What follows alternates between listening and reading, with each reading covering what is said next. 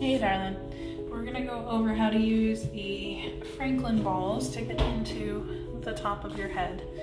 But first let's take a big deep breath in through your nose and out through your mouth. Now we treat the top of your head and your sutures, where the bones of the skull come together, often for people who have concussions or headaches, things like that, so that we can help to free up those bones so that they can flex and move properly. Now, one of the biggest misconceptions is that the sutures of our skull are actually fused. And while they do not move a lot, they are not fused.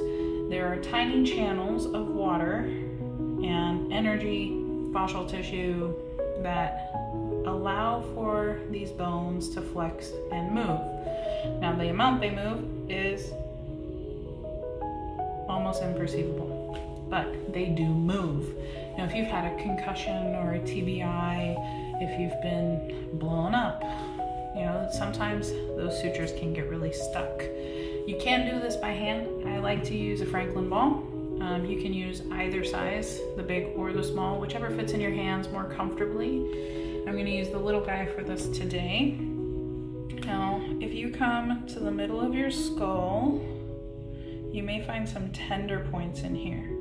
And you'll find kind of in the middle of the bones, there's not really that many tender points, but as you come across the sutures, especially this one right down the middle, you're gonna have some tender points. Oh, mine's right back here. So I'm just gonna take that ball and just kind of rest my hand over the top of it. The weight of your hand is gonna do all of the work for you. You don't have to put effort in. Now, if your arm gets tired, you can rest this on the couch. You can sit sideways and rest it on the couch.